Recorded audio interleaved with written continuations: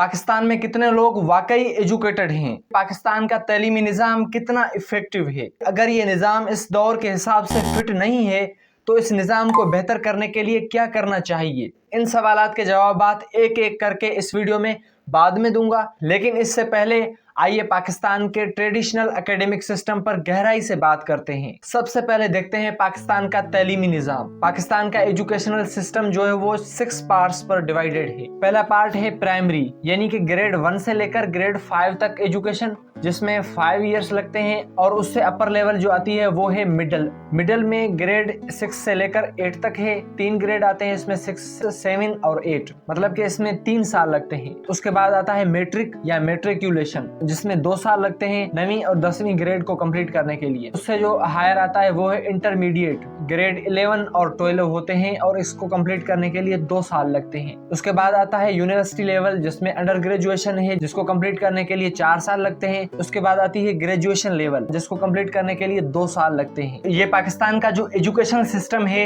ये industrial revolution per based है, जिस सिस्टम में बुनियादी तवज्जो इंडस्ट्रीज में काम करने के लिए एम्प्लॉइज पैदा करना थी। अब तक ये सिस्टम एम्प्लॉइज पैदा कर रहा था, लेकिन अब वक्त बदल गया है। लेकिन नहीं, हमें अपनी नींदें खराब करके इस सिस्टम में घुसना है, मतलब कि पढ़ने नहीं, गुलाम बनने के लिए जाना है। खैर जो भी है, ये मालूमात का दौर है जो 1970 की दहाई में शुरू हुआ था। आज हमें क्रिएटिव माइंड्स, कारोबारी अफराद यानी एंटरप्रेन्योर्स, और जो जरूरत है वो है रहनुमाओं की जरूरत। लेकिन हमारा तालीमी निज़ाम जो है वो याद रखने यानी कि रटाफिकेशन और आईक्यू और क्रीमिंग पर फोकस करता है, और जिस वजह से हमारे पास टैलेंट्स की कमी है। एवरेज स्टूडेंट्स तकरीबन 22 से 24 साल की उम्र में अपनी इंटर ग्रेजुएशन डिग्री कंप्लीट करते हैं, लेकिन फिर भी इस तालीम के बाद कोई काम का तजर्बा होता ही नहीं है। बगैर किसी पार्टिकुलर स्किल के वो मार्केट में आते हैं जहाँ कॉम्पिटिटिव नीड्स हमेशा ज्यादा रहती है, और जिस वजह से वो अपने लिए एक अच्छी नौकरी, मतलब कि एक अच्छा नौकर बनने की अपॉर्चुनिटी खो देते हैं, जिस वजह से डिप्रेशन, टेंशन और दीगर ज़हनी सेहत के मसाइल पैदा होते हैं। मतलब कि अगर वो अपनी मर्जी से नौकर नहीं बन पाए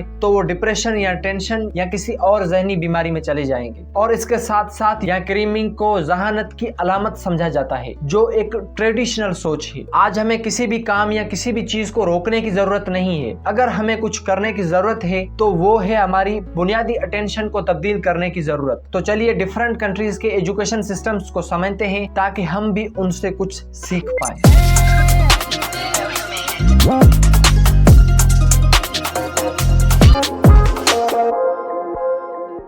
सबसे पहले देखते हैं फिनलैंड का तालीमी निज़ाम, जो सबसे हायर है। फिनलैंड में लिटरेसी रेट 100% है। इनकी तालीम 7 साल की उम्र में शुरू होती है। इनके सिस्टम में एग्जाम होते ही नहीं, और मुझे अच्छे से याद है 6ठी क्लास से लेकर 8वीं क्लास तक, यानी कि 3 सालों में मैंने 9 बार एग्जाम दिए। First term examinations, second term examinations और एनुअल एग्जामिनेशंस। 3 बार 3 साल, मतलब कि 9 बार 3 साल में 9 बार। फिनलैंड में एक ही एग्जाम होता है। जो सीनियर साल को कंप्लीट करते हैं उनके लिए एक ही एग्जाम होता है, जो उनकी पूरी एजुकेशन में एक बार देना पड़ता है, और शायद यही इस सिस्टम की कामयाबी की वजह हो सकती है। फिनलैंड में स्टूडेंट्स के दरमियान कोई कंपैरिजन नहीं होता, क्योंकि हर किसी का अपना हुनर होता है, हर किसी की अपनी आर्ट होती है, और हर कोई अपने लिए खास होता है। इस वजह से इन्होंने इस बात को तस्लीम कर लिया है। इन्होंने क्यूरिकुलर एक्टिविटीज पर भी काफी ज्यादा फोकस किया है। 45 मिनट लर्निंग के बाद 15 मिनट का ब्रेक दिया जाता है खेलने के लिए, ताकि जो स्टूडेंट्स हैं वो अपने जहनों को आराम दे सकें। अगर हम फिनलैंड के एजुकेशन सिस्टम के स्ट्रक्चर पर एक नजर डालें तो इस सिस्टम में 5 फेजेस हैं।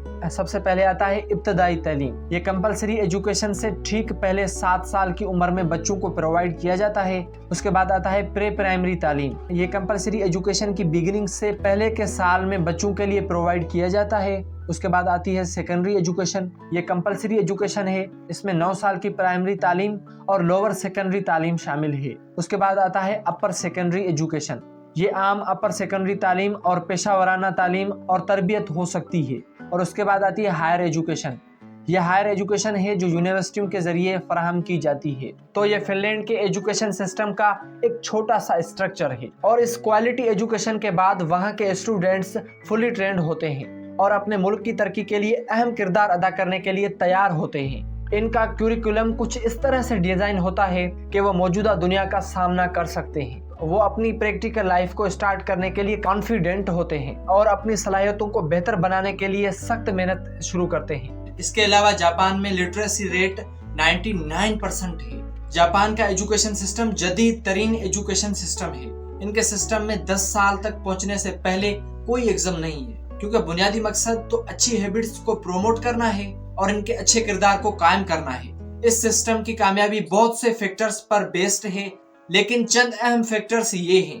یہاں کیا ہوتا ہے کہ جو ٹیچنگ اسٹاف ہوتا ہے وہ اعلیٰ درجے کا ہوتا ہے، اور اگر ہم جاپان کے اس فیکٹر کو پاکستان سے جوڑیں تو یہاں پر جو بھی بندہ سرکاری نوکری نہیں حاصل کر سکتا، جو انٹرنس ٹیسٹ کو پاس نہیں کر پاتے، جن کے لیے کوئی روزگار کا ذریعہ نہیں ہوتا، جو اپنے کاسمیٹکس کے خرچے نہیں اٹھا سکتے، اور ہمارا سب سے اعلیٰ درجے والا اسٹاف یہی ہوتا ہے۔ اور اگر ہم ان باتوں کو چھوڑ کے جاپان کے سسٹم پر آئیں، اور جو سیکنڈ فیکٹر ہوتا ہے وہ ہوتا ہے پرومیننٹ پیرنٹس کی سپورٹ۔ ہم آتے ہیں جاپان کے ایجوکیشن سسٹم کے تھرڈ فیکٹر پہ، وہ ہے چیلنجنگ کورسز لینے والے طلبہ کے لیے انسینٹیوز۔ اس کے بارے میں ہم زیادہ کچھ کہہ نہیں سکتے، تو ہم موو کرتے ہیں ہمارے سیکنڈ سب ٹاپک پہ، برطانیہ کا ایجوکیشن سسٹم۔ برطانیہ میں لٹریسی ریٹ بھی 99% ہے۔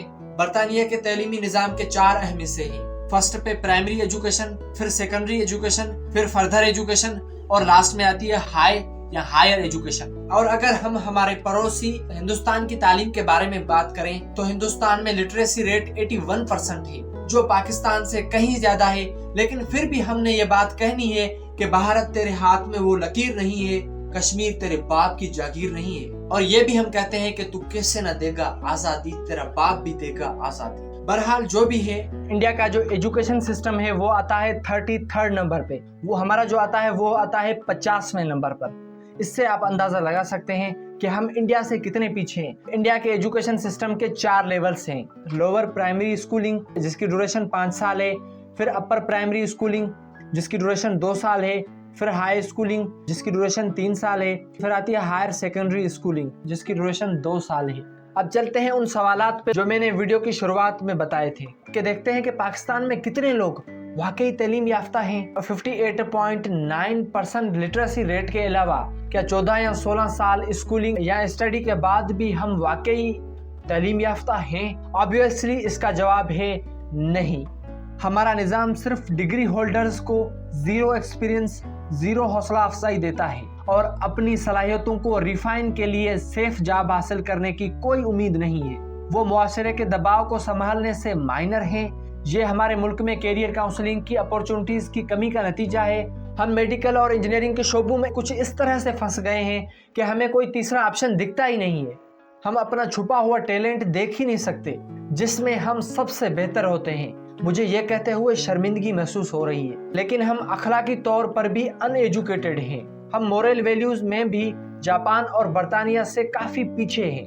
ویسے اگر آپ پاکستان میں ہائی مورل ویلیوز، ایمانداری، دیانتداری اور انسانیت دیکھنا چاہتے ہیں تو آپ کو رمضان کے مقدس مہینے میں ملک کا دورہ کرنا چاہیے۔ اور اب ہم آتے ہیں ہمارے لاسٹ کوسچن پر کہ پاکستان کے کھوکھلے ایجوکیشن نظام کو بہتر بنانے کے لیے کیا اقدامات کرنے چاہیے۔ سب سے پہلی چیز، جو تازہ ترین نصاب دینا چاہیے، نیو کورسز ہونے چاہیے، اور کیریئر کاؤنسلنگ بہت کی جائے۔ بچوں کو صرف لگتا ہے کہ ایک میڈیکل ہے اور ایک انجینئرنگ ہے، اور ان 2 بہن بھائیوں کے علاوہ ہم اور کہیں جا ہی نہیں سکتے۔ میٹریکولیشن کے بعد کافی اور آپشن بھی ان کو دکھائے جائیں کہ یہ بھی ہوتا ہے، کامرس بھی ہوتا ہے، آرٹ بھی ہوتا ہے، انجینئرنگ بھی ہوتی ہے، میڈیکل بھی ہوتی ہے۔ لیکن کیا کریں، ہمارے پاس صرف 2 ہی آپشنز ہیں، میڈیکل اور انجینئرنگ۔ میوزک ٹیچرز کے بجائے کیریئر کاؤنسلر آنا چاہیے، اور پاسنگ فیصد جو ہے اس کو بھی بڑھانا چاہیے۔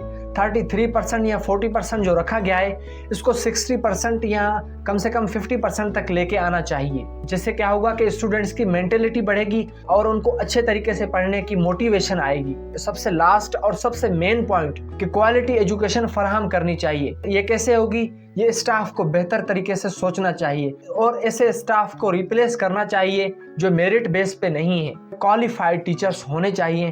کوالیفائڈ ٹیچرز سے فائدہ یہ ہوگا کہ کوالیفائڈ اسٹوڈنٹس نکلیں گے۔ اور اسی بات سے ہمارا آج کا ٹاپک یہیں پر اینڈ نہیں ہوتا، بلکہ اس سے کافی اور کوشچنس ارائز ہوتے ہیں جو ہم بعد میں ڈسکس کریں گے۔ اور اگر آپ کو کوئی بھی ڈاؤٹ ہے یا کچھ کہنا چاہتے ہیں تو کمنٹ باکس میں لازمی اپنی رائے کا اظہار کریے گا۔ Thank you.